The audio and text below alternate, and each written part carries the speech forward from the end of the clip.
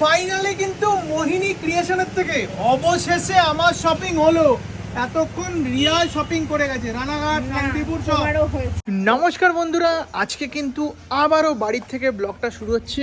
আমি আর রিয়া যাচ্ছি আজকে শান্তিপুর না, আজকে যাচ্ছি রানাঘাটের একটা কাপেল ড্রেসের জন্য বিখ্যাত একটা শাড়ির দোকানে, সেই দোকানে।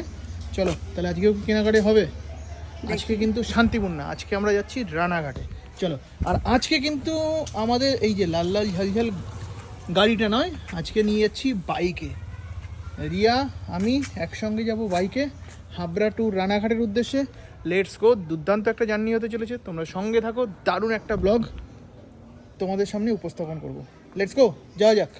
করে নিলাম, চলো তাহলে বেরোনো যাক দুগ্গা দুগ্গা করে। ও মাসি,